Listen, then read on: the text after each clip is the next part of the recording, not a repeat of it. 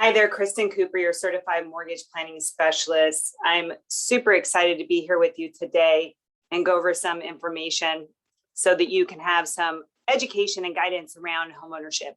You know, I've been in the business for 19 years and I have such a passion for homeownership because I do believe that it's one of the biggest ways that people can build wealth, break, generational suffering from scarcity mindset or not having money or poverty. And I think it's really a basis of where people start taking ownership of, their life and their finances and building wealth. And so I think it's a really big milestone in somebody's life when you start looking at owning a home and starting to invest into your future and your wealth. So I'm super excited to be here with you today to be able to go over that information. I grew up in a home where we moved every single year. And so I understand the instability of renting and not owning a home. And I remember when my mom bought her first home, I was in sixth grade, and it was the first time I was able to stay in a school district and actually make friends. So just the having the stability of being able to stay in one place and the certainty of knowing that I have a home and that I'm not going to have to move again in a year or rent's going to go up and we can't afford it is really, really important. And we're going to talk about, not only the security part of it and the benefits of it, but we're also going to talk about, how it builds wealth and wealth accumulation and how that plays a strategy into your retirement planning and all of that. So I am a certified mortgage planning specialist, a certified mortgage advisor as well. So a little bit different than a standard loan officer. I go deeper into financial literacy, education. We look at tax and different areas of asset protection and things like that to make sure that in a whole, not only are you investing into this home ownership piece, but you're also protecting and building from there. So I'm excited for you to be here today. I think that you did the right thing in investing into this training and this education. And I encourage you to watch it all the way through, take notes. And if there's any questions you have, you're more than welcome to reach out to me so that we can answer those questions. I'm not going to pressure you to buy if you're not ready. I'm just here to be able to offer information, education, and resources so that you have a plan moving forward. I'll tell you, a lot of my clients don't start off buying right away. And hopefully I can get in contact with you and we can create a buyer plan for you up front so that you're on the right path when you are ready to move forward. So just know that there's no pressure. I'm just here to be able to offer support.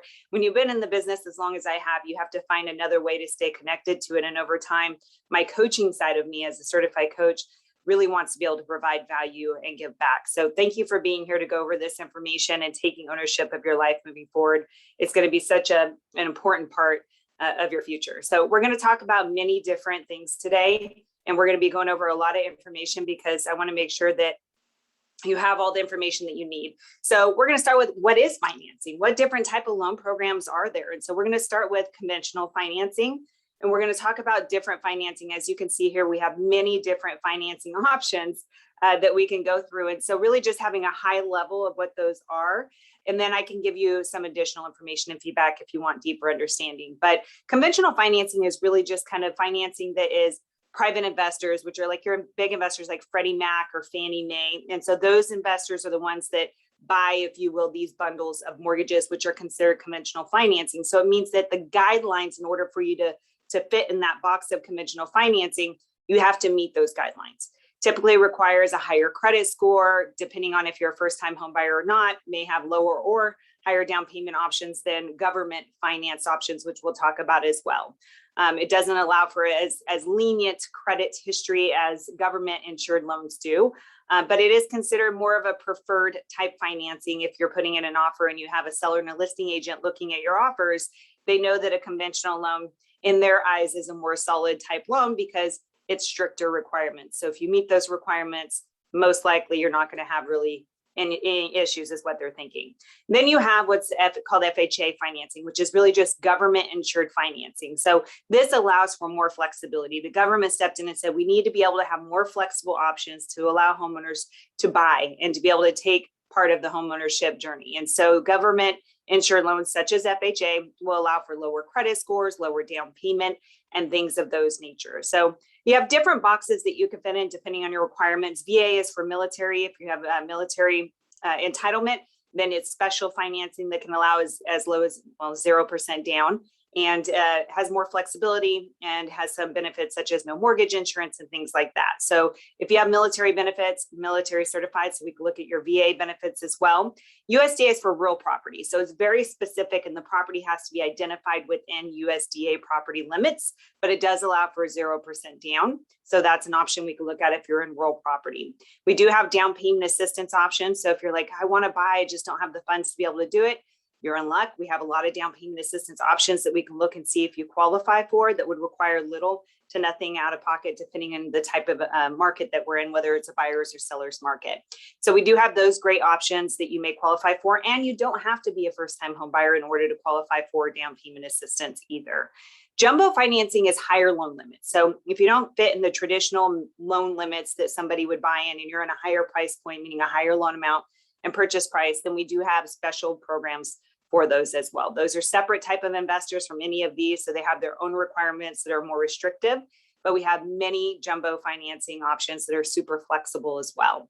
We do have reverse financing. So that's for if you're over a certain age, you're able to use what's called a reverse mortgage, to where you may not even have to have a mortgage payment, or you can get money from your home in what's called draws. So maybe you've done a really great job and you now own your home property, free and clear or almost. And now, you're on limited income. Social Security is not cutting it. Well, it's a way for you to be able to live in the home and have draws where you can actually have income against the property, or you can have no mortgage payment. So you don't have to income qualify for the mortgage itself, just to be able to afford property taxes and insurance. And so it's a great option for a lot of people that are in the older bracket that need alternative income sources, or be able to have a property that they can live in until, they pass and not have to worry about finances. We do have a lot of commercial lending, especially for first-time or investors. Even if you're a first-time investor, that has a lot of flexibility, no income qualifying, as long as the property cash flows. So a lot of flexibility around that arena. And then we have a ton of self-employed flexible guidelines. Now, self-employment is very, very unique, meaning that there's a lot of requirements around self-employment, the way we have to document income, but we do have special self-employment flexible products that is our proprietary products that we can offer if you don't fit the brackets of normal standard conventional financing. So a lot of options. So what does it take to buy a home? Really, we're looking at 3 pillars. So when you get financing and you go to a lender, the lender has what's called an underwriter. So an underwriter is a person that is going to be making the decision on your file, whether it's approved or not. Strictly, does it meet guidelines or does it not meet guidelines? And so we have 3 pillars that we're looking at in those guidelines, really, which is credit, your assets, and your income. And then, of course, collateral, which is the property itself that comes after you find a property. So we're looking at all those arenas. The first one is credit score. We pull all 3, your Experian, your Equifax, and your TransUnion. One important thing to know is you may be seeing your credit score somewhere else in a credit monitoring, or you pulled, bought a car and you have an auto loan. They're all different algorithms. So the score that we're going to pull as a mortgage algorithm score is going to be different than all of the other scores. So we need to know what the mortgage score is. And great news is, if we start the process early enough, and let's say your credit's not there, we can help you on a path, not only educating you how credit works for the future, but also getting your credit scores where they need to be so that you can be able to purchase a home, because they range from 300, as you can see here, to 850. Ideally, we need at least 580 for FHA, government insured loans, but depending on the programs, it can accelerate from there. So we may need to, do some work on your credit in the meantime, which will give us some space to be able to do that. And during the process, maybe even be able to get your credit score up so that we can, get your interest rate and best terms possible with the credit score. So how does your credit profile work? Well, you can see here, you're going to have, several different pillars that make up the credit profile. So you're going to have your history, you're going to have the types of credits, you're going to have the length that you've had the credits. And then of course, it's taken into account derogatory accounts, collection accounts, late payments. All of that causes, whether you have a good score or a bad credit score. So we're going to be evaluating your credit and looking at it. What was the trade line? Was there any lates? When did you open it? How long have you had it? Have you been able to, to pay it back? How much is your balance to limit ratio? Meaning, how much are you charging against how much you can charge to ensure that you're making good decisions with your money? Now the next pillar is going to be around income. What type of income can we use? Well, it depends on the type of employee that you are or the type of employment you have. So if you are an hourly employment, then we're going to be looking at your W-2s and your paycheck stubs. If you've been consistent 40 hours and you have a base pay or salary, we're going to use that pay. If you had overtime for a certain amount of time, then we may be able to use overtime and bonus income. If you're part-time and you've had consistent employment, and then we can use an average of your income. Retirement, we can use your retirement, Social Security, disability. Depending on how long you've had your child support or maintenance or alimony, we may be able to use that with documentation and how long it's going to continue. Commissions, we do require a 2 years commission. So if you're a commission employee, we need to see a history to be able to know what is it, what's the likelihood of it continuing and what is that income going to look like. Self-employment, we're going to be looking at your Schedule C, which we all know if it's standard guidelines. And we talked about how we have normal guidelines and then we have flexible guidelines.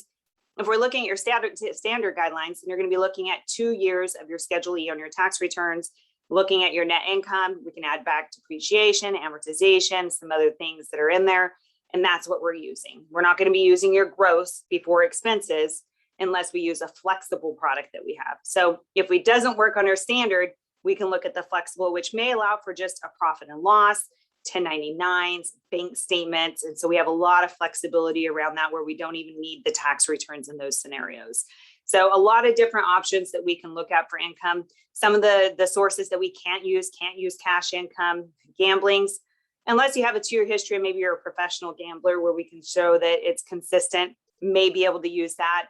And then, if you have part-time employment where it started and it stopped and there's gaps, we're going to need a longer history of being able to show that you've been back to work to be able to use that. Sometimes we can use border income, which means if somebody's living with you, depending on the program, but we can't use undocumented border income either. So a lot of flexibilities around income, but that's what we're going to be evaluating. So the next question is, how much money do I need for a down payment? Well, again, it's going to require, or it's going to depend on the type of program that we're looking at. So if we're looking at government insured loans, FHA requires 3.5% of the purchase price as a down payment. Conventional loans, if you qualify or you're a first-time home buyer, you can put as low as 3% of the purchase price down. If you're not a first-time home buyer, then you would be putting 5% down. VA loans require 0 down, USDA 0 down. And jumbo products, which again is the higher loan limits, depends on a lot of different scenarios. So we need to look and see which ones you would qualify for.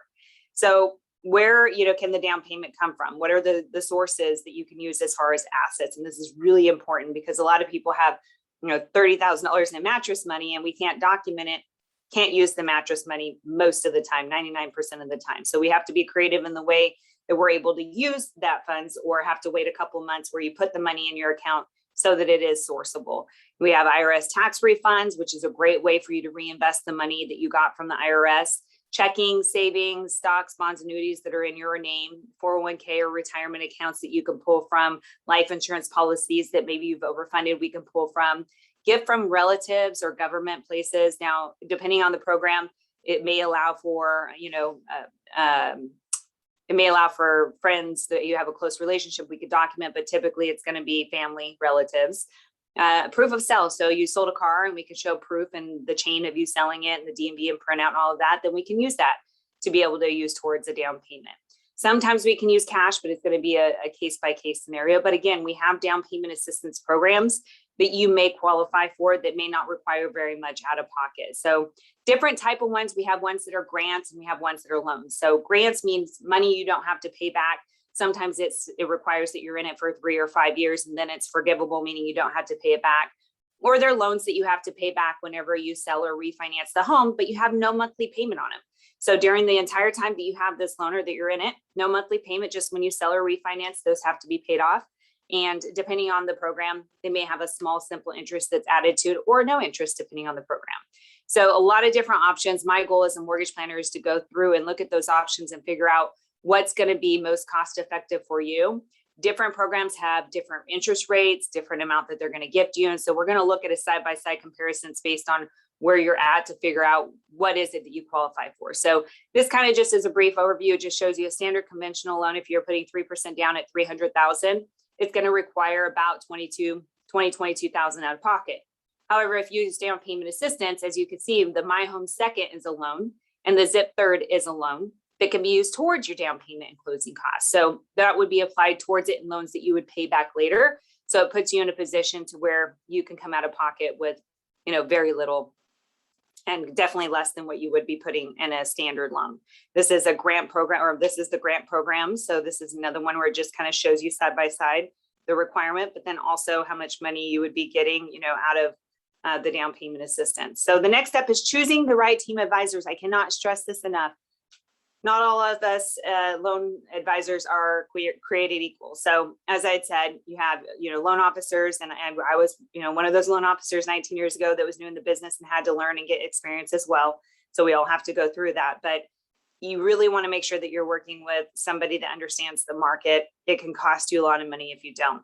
And so making sure that you have the right team is very important. On our team, myself, I have 19 years of experience. I have my loan partner, Kristin, who is my side. She's an amazing loan partner. And so we work really hard to make sure that you have a great experience. I am a certified mortgage planning specialist, a certified mortgage advisor, which means I understand the market trends data, which is really important when it comes to your interest rate. Certified divorce lending professional for those that are going through a divorce. I'm military certified for all of our veterans, and thank you so much for your service. And then a first responder advocate. My husband's law enforcement military. I'm a strong advocate, and I also give a first responder credit for anybody looking to purchase. President's Club for many years, which just means that we do a lot of volume, we help a lot of families, and we're able to provide the great service and make sure that we know what we're doing because we're able to produce it and move forward. So you definitely want to look at reviews. I think it's really important whenever you're working with anybody, you should be looking at their reviews.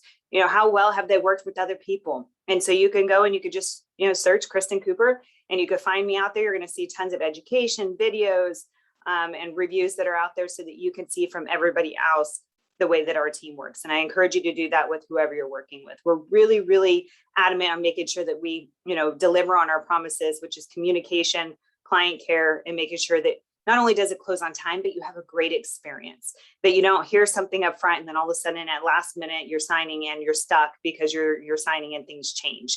Really big about integrity and making sure that things are working for you and that you're not going to have any surprises later. Now we could talk about the financial benefits of owning a home. And I think it's really important. I know that if you look at statistics and data, people in their early 30s tend to start the process of, buying a home, or when you have kids and you have these milestones, and it's from an emotional place of wanting your own, your own place and making sure that you're in a stable spot. And that's normal. And that's a great reason to buy, but also understanding the financial benefits helps you to know that you're making a great investment. So understanding your tax write-off benefits, which you would need to talk with your CPA. A lot of people don't even get the tax write-off benefit now because they changed the standard deduction. So you'll want to look into that. If you're able to write off the tax, you can write off the interest, the property tax against, your tax liability. However, you have to be over the standard deduction before you would do the itemization. So you'll want to look into that. But the other two are the most important anyhow, which is what I call forced savings, which means that of your mortgage payment, part of that principal and interest, which is the principal part, pays down your loan every month. That is now your money that's in your home, known as equity. I call it forced savings because each month you're forced to pay that payment, which goes into what we call a savings in your home. You can't just draw from it, but it is there if you sell your home, and it is your equity. So when you're making a mortgage payment, you're investing into the equity that you're gaining, as well as the appreciation, which is how much your home value goes up each year is how much it appreciates. That's called appreciation. So if you take into account how much you've paid down your loan and your appreciation, that's where you're building massive gain on wealth and financial security. Now, when you pay rent, you get nothing. So those two factors into it, of course, your mortgage payment is, unless you have a large down payment, is most likely going to be higher than what you paid for rent because you're getting a return on investment. You're investing in something that's going to give you a greater return. So it's important to understand how that works. So if we look at this chart here, this just shows you, assuming that you have somebody that's renting $2,500 a month with a 5% rate increase each year, which means 5% the rent goes up. And then you have a mortgage that you're purchasing a home at 4.75 rate, 30-year loan with 3% down. You can see here the difference in the spread. So meaning that in 5 years of rent, if you paid $2,500 a month and your rent went up 5% each year, you paid $165,768 in your landlord's mortgage in 5 years versus your principal, which is how much you paid down in your loan, not even taking into account appreciation. You now gained $41,233. That's now your equity in the home. So wasted 165,000 and gained 41,000. The power of numbers and interest. So we look at appreciation. What does that even mean? Well, if you look at this appreciation chart, which I just had pulled recently, it just shows appreciation after 9 years based on these factors: a home price of 550,000, 10% down, and reviewing it based on forecasted appreciation as well as historical. So the blue is what's forecasted, what they anticipate appreciation to do, and then historical is what it's been. So you can see forecast is 6.92% appreciation, historical 5.39%. These are really, really good numbers. I know that we've had 2-digit numbers. We really needed to be stable to stabilize again in the lower digits. You know, even if you took a 30-year span of time with just a 3% rate of return, that's massive equity wealth that you built. So even if you're getting a 5.39%, you could see here what that does in 9 years. Each year, now that value of the home goes up. So the sooner that you could purchase, the more that you're going to gain in appreciation. And the later that you wait to purchase, the more you're going to pay in a home. So it's massive values that you're looking at here as far as your rate of return on investment. So if you look down at the bottom, the percent return on investment with 10% down, I mean, look at that at year 6, you have a 44% rate of return, or a 35% rate of return, which is just massive amounts. So huge for appreciation, which is now how much your value's gone up. So in the future, when you sell your home, not only do you get the appreciation, which is now your equity, right? That's how much you have that you gain just from living in the home, but you also are going to have how much you pay down in your principal every month too. So those two accumulated is where we get to the net gain of buying a home. So if we look at this scenario of rent versus own, if you're buying at 600,000 versus renting. So let's say that you're buying a house, 600,000, and now your mortgage payment is going to be almost $3,700, including property taxes and insurance. Versus right now you say, I'm only paying $3,000, or I can rent a place for $3,000 a month. So my rent's going to be cheaper. That is true. But like we said just now, the reason that you're going to have a higher mortgage payment too is you're now investing. You're not allowing your landlord to invest into their home. You're investing into your own home. So that difference is going into a bigger rate of return. And we want to look at, what does that even mean for payments? So if you look to the right there and you see kind of the graph, the blue is what the payment would be for buying, and the purple is what it would be for renting. Now you'll notice here at year 5, 6 is where it starts to shift, that with the rate of appreciation of 5% of rents going up every year, which is actually pretty low. They've gone up consistently more than that, even during the crash. And with the 5% rent increase, you can see at years 5, 6, you now are balanced, meaning that your rent of where it's going to be in the 5 or 6 years actually would be about where it would be if you purchased a home today. And then beyond that, and that's what's great about security, is beyond that, you have your mortgage. Your 30-year fixed principal and interest will never change once you're locked in, unless you refinance, which pays off your loan and gets a new loan. But your rent will continue to go up. So that's where you're going to start seeing that shift in that investment. So if you look at the appreciation gain, and that appreciation is based on a 5.37 rate of return, I believe on there, up 7% appreciation. It says that it would go up in 9 years, 500,000. And then your amortization gain, which means in 9 years, you paid down your loan, 88,000. So even if the home didn't appreciate, you still paid down your loan, 88,000. That's now your equity. So net gain of a home in 9 years based on appreciation and gain, and the percentages that are estimated here, as you can see, would be a massive amount of 545,000, which is why it is the number one way that people can reach affordable or reach wealth. Because the standard person, unless you come from money or you make a lot of money, you can't invest, you can't save your way into wealth. You have to invest your way into wealth. And the easiest investment is from home ownership, because we all need housing. So if you could start there, and then later on, as you build, you can continue to build upon that and build more massive wealth. That's why you'll see our core values really is just around people, around making sure that you have the education, the information that you need to make good decisions. Because I was there. I came from a home where we didn't have a lot of money. I got pregnant at 18, had my son at 19, and didn't know how I was going to be in a position that I can change his life from, what I had or the direction that I was going. And it took me, 20 years to get to this place where I am today. And, he's at UCLA right now. He's studying and wants to go into law. And I'm so grateful that I was able to learn the tools, the strategies, and the resources. And you can too. It just requires that you have the information of where to start. And so that's why I'm super passionate to be able to help on that journey. So what's the next step as far as how does it work for the mortgage planning, strategies and looking into what you qualify for? The first step is just a conversation. We just have an initial strategy call. I get to know you a little bit better and figure out what are your goals, what are you trying to accomplish, where are you at right now? And we do one of two things. We either create a home buying plan where maybe you need to work on credit, maybe you need to set up a budget, maybe you need to pay off debt, and I can help provide education resources and courses that I've created to help you on that journey. Or you're in a position that you can buy and we go through the pre-approval process. So it's not a no, it's not a waste of time. You're either on your journey towards homeownership or you're in a position that you can now make that dream a reality. Starts with budgeting. So figuring out what can you really afford. And if you don't have a budget and need one, reach out to me. I'm happy to send you my budget course to help you be able to set up a budget, because knowing where you're at, knowing where your money is going is going to allow you to be in a position to make good financial decisions moving forward.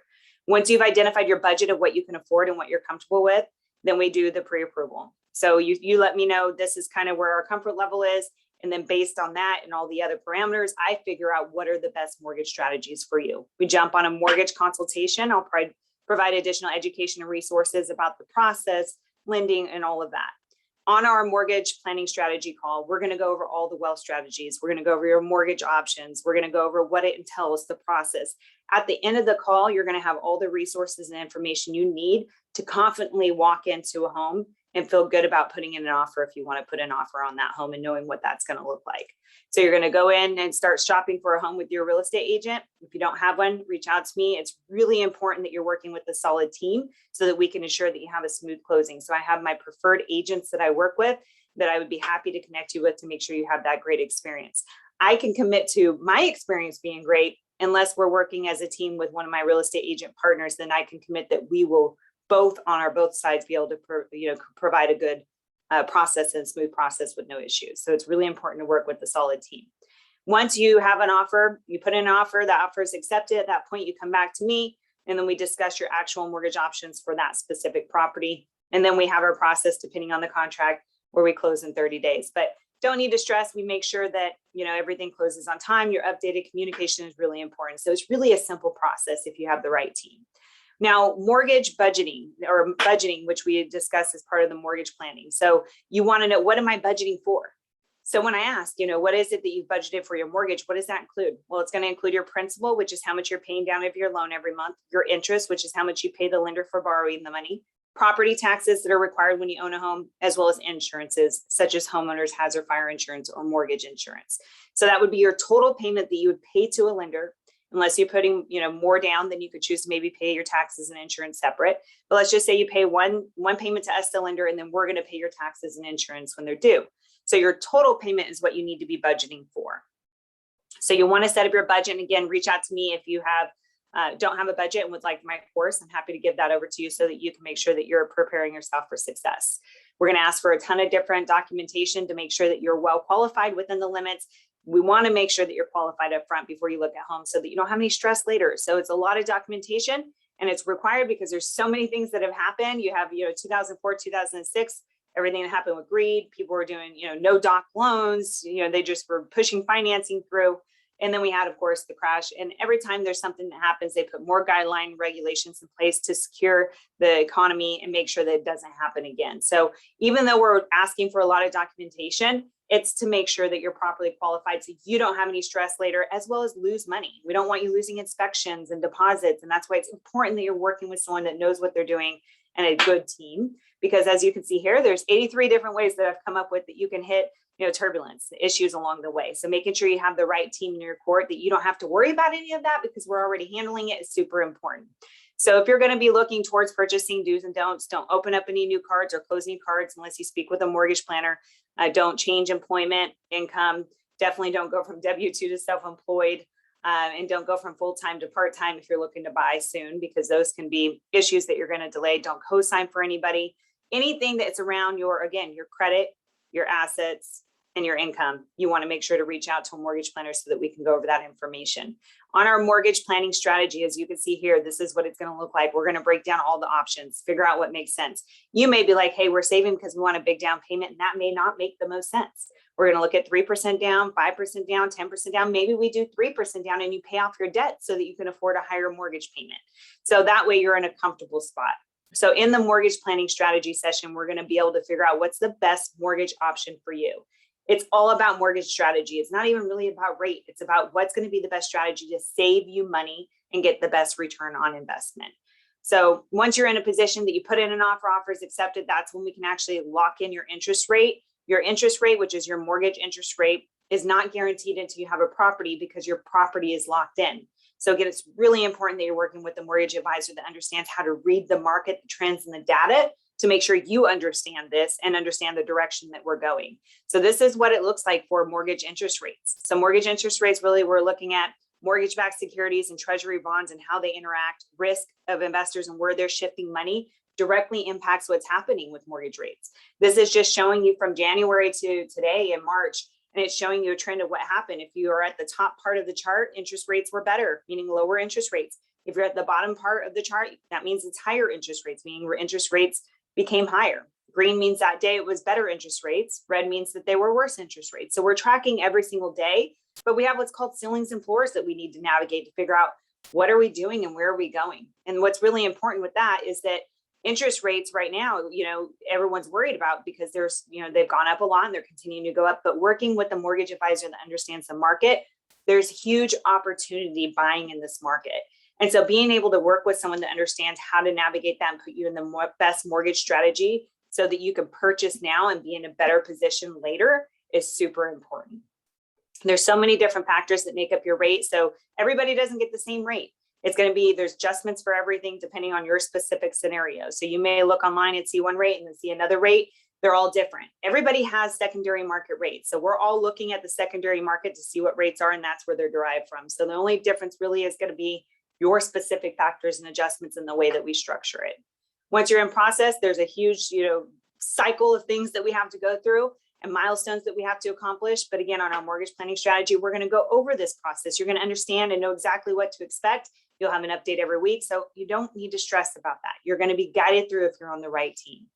Like I said, I have a lot of financial literacy and support that I offer for my clients on education of guiding you through buying a home, especially if you're a first-time home buyer, credit, budgeting, debt payoff, as well as financial security and building wealth strategies and protecting your assets that you have access to. Once we've closed your loan, you are now in my mortgages under management, which means not only do you get a monthly report of your real estate and mortgage that you're going to get to figure out, it's just like if you had a financial advisor, you need to know what's going on with your assets. I provide that as an additional gift and tool for you as a client of mine. Also, you're going to get updates. You're going to get access to all of my events that I host to my clients. You're also going to have what's called a rate alert, which means that if interest rates drop and you're in a better position, I'm going to be reaching out to you so we can restructure your loan so you're always in the best position possible. Also, you're going to have access to all of my education and resources, and I'm going to be reaching out to you to figure out how can I help you on your next step to building wealth and assets, protecting your assets, investing, retirement planning, college planning, whatever around those areas, even though we've already closed your loan. My relationship is long-term with you and long-term with my clients and making sure that you're taken care of. I'm not just going to close your loan and now you're on your own. If you have questions, concerns, I'm still there as your go-to advisor. Now we talk about, should I buy or not? And one of the things that we look at is the cost of waiting. One big one right now is affordability. So if you see now, we buy now at $700,000, your payment, including property taxes and insurance in this scenario would be $3,787. But what if we wait and rates increase? Well, now that $3,787 went to $4,000 for that same price of home. But wait, housing is still increasing and continues to appreciate.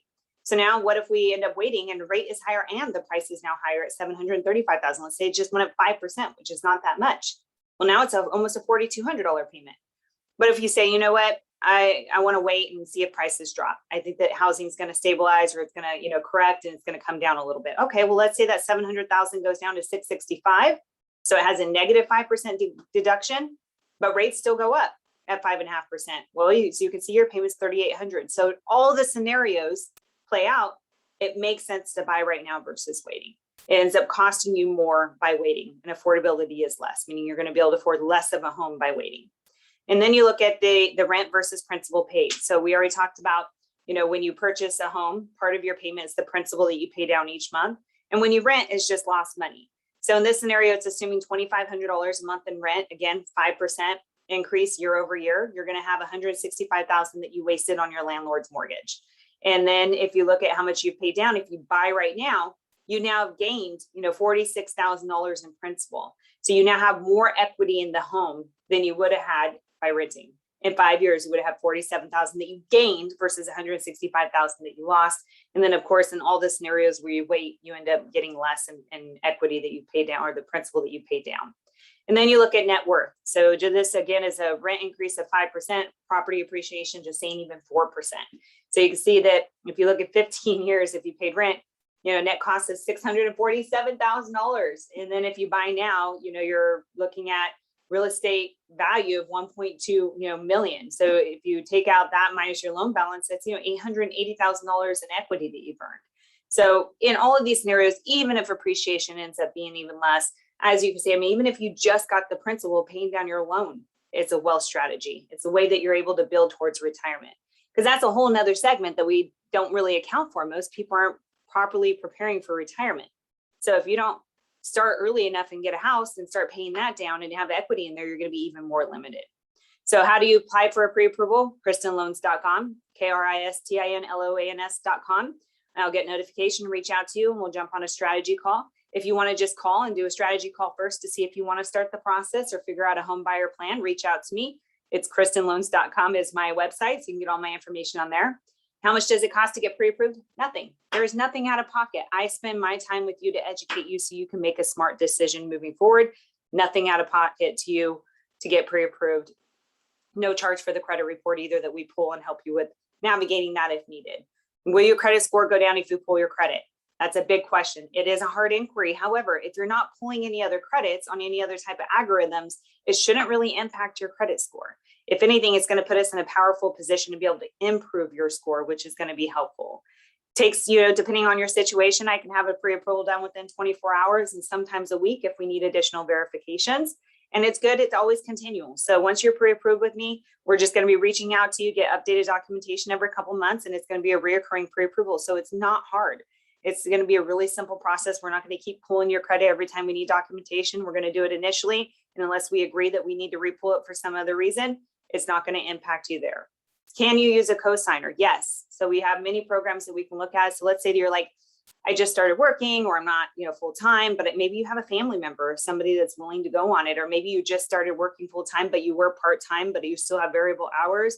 Or maybe you can't use income because you're self-employed and you don't qualify for the flexible options. If you have somebody that can go on the loan with you and help supply income, then you may be in a position that you could still purchase now so that you don't lose out on the appreciation that you're gaining, as well as the principal that you're going to be paying down to be able to build worth now to be able to afford a home. So it's really important. And if nothing else you take from this, I want you to understand that buying a home is one of the most important things that you can do to not just put yourself in a financial security position, but to start building wealth. When you look at compound interest, when you're investing into things, the sooner that you do it, the more that you're going to gain. The longer you take, the less you're going to gain. So the sooner that you can put yourself in a position to do it, I know it can be scary. I know that, it's now like I'm committed. But what's unique about it and what's really beautiful about it is that once you take that step into buying, you automatically know that you have the confidence that you can be able to do it, and you're going to raise your standards, meaning that you're no longer in a position of being a renter. You are now taking charge of your life and becoming an investor into your future. So you'll just see things magnificently start coming to you and attracting to you. And now it's beyond that. So it's not just about owning a home. Beyond that, you're going to start really focusing on retirement planning and 401k and budgeting and kids' college funds if that's important to you. So you really start that decision. When you buy a home, you're starting that decision to take control of your life, your future, build financial security. So one day that you can be in a position that you can, purchase a home and, be able to make good decisions and be able to help, show your kids that stability and being able to make good, smart financial decisions too. So super passionate about being able to help my clients, help you in this process. And just know that, if you have any questions or that you need anything, I'm always just a phone call away. I want to make sure that you have all the information you need, and I'm not going to harass you. I'm not going to tell you that you have to buy right now. I'm going to give you the education resources and hopefully a home buying plan if you're not in a position to buy, so that we can help you on this journey long term. So if you or anybody any family or friends are looking to buy and just want some additional information, or maybe someone like they should buy, they're not buying, but they need to buy, send this presentation over to them, send this video over to them so that they can reach out and that they can get the information that they need to make smart, educated decisions. And if you need anything, again, KristinLoans.com. Thanks so much for watching. Appreciate your time.